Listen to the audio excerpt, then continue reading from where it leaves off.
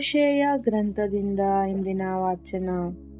ಸರ್ವೇಶ್ವರ ಸ್ವಾಮಿ ಇಂತೆನ್ನುತ್ತಾರೆ, ನನ್ನ ಜನರು ನನ್ನನ್ನು ಮೊರೆ ಹೋಗುತ್ತಾ ಹೀಗೆನ್ನುವರು, ಬನ್ನಿ ಸರ್ವೇಶ್ವರ ಸ್ವಾಮಿಯ ಬಳಿಗೆ ಹಿಂದಿರುಗೋಣ. ಅವರು ನಮ್ಮನ್ನು ಛಿದ್ರಗೊಳಿಸಿದ್ದವರು, ಅವರು ನಮ್ಮನ್ನು ಗಾಯಗೊಳಿಸಿದ್ದಾರೆ. ಅವರೇ ನಮ್ಮ ಗಾಯಗಳನ್ನು ಕಟ್ಟಿ ಗುಣಪಡಿಸುವರು. ಒಂದೆರಡು ದಿನಗಳ ನಂತರ ಅವರು ನಮ್ಮನ್ನು ಬದುಕಿಸುವರು. ಮೂರನೆಯ ದಿನ ಅವರು ನಮ್ಮನ್ನು ಎಬ್ಬಿಸುವರು. ಆಗ ನಾವು ಅವರ ಸನ್ನಿಧಿಯಲ್ಲಿ ಬಾಳುವೆವು. ನಿರಂತರವಾಗಿ ಹುಡುಕಿ ಅವರನ್ನು ಕಂಡುಕೊಳ್ಳೋಣ. ಸರ್ವೇಶ್ವರ ಸ್ವಾಮಿಯನ್ನು ಅರಿತುಕೊಳ್ಳೋಣ. ಅವರ ಆಗಮನ ಸೂರ್ಯೋದಯದಂತೆ ನಿಶ್ಚಯ. ಭೂಮಿಯನ್ನು ತಣಿಸುವ ಮುಂಗಾರು ಹಿಂಗಾರು ಮಳೆಗಳಂತೆ ಅವರು ನಮ್ಮ ಬಳಿಗೆ ಬಂದೇ ಬರುವರು.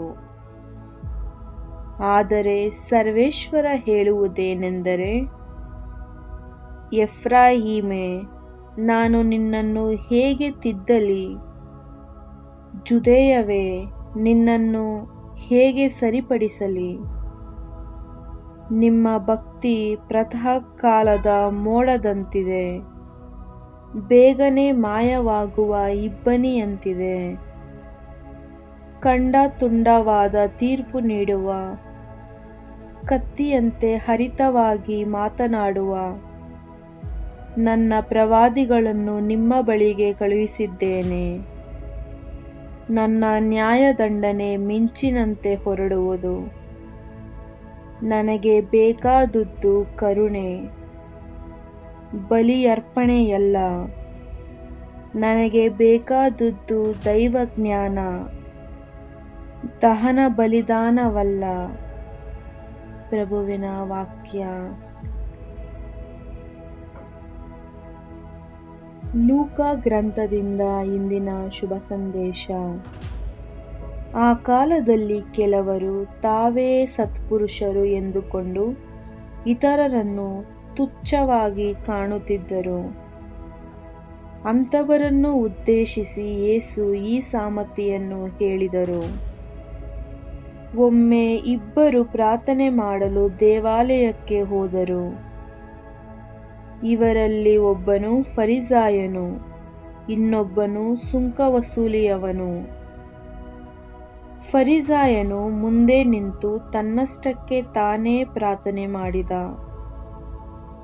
ಓ ದೇವರೇ, ನಾನು ಇತರರ ಹಾಗೆ ಅಲ್ಲ. ಅವರು ಕೊಳ್ಳೆಗಾರರು, ಅನ್ಯಾಯಗಾರರು, ವ್ಯಭಿಚಾರಿಗಳು. ನಾನು ಈ ಸುಂಕದವನಂತೆಯೂ ಅಲ್ಲ. ಇದಕ್ಕಾಗಿ ನಿಮಗೆ ಧನ್ಯವಾದವನ್ನು ಸಲ್ಲಿಸುತ್ತೇನೆ. ನಾನಾದರೋ ವಾರಕ್ಕೆ 2 ದಿನ ಉಪವಾಸ ವ್ರತವನ್ನು ಕೈಗೊಳ್ಳುತ್ತೇನೆ. ನನ್ನ ಆದಾಯದಲ್ಲಿ 10ನೇ 1 ಪಾಲನ್ನು ನಿಮಗೆ ಸಲ್ಲಿಸುತ್ತೇನೆ.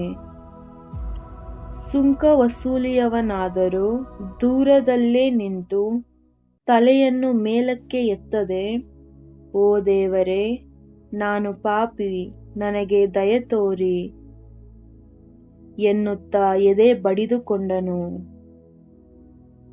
ದೇವರ ದೃಷ್ಟಿಯಲ್ಲಿ ಪಾಪಮುಕ್ತನಾಗಿ ಮನೆಗೆ ತೆರಳಿದವನು ಈ ಸುಂಕ ವಸೂಲಿಯವನು, ಆ ಫರಿಸಾಯನಲ್ಲ ಎಂದು ನಿಮಗೆ ನಿಶ್ಚಯವಾಗಿ ಹೇಳುತ್ತೇನೆ.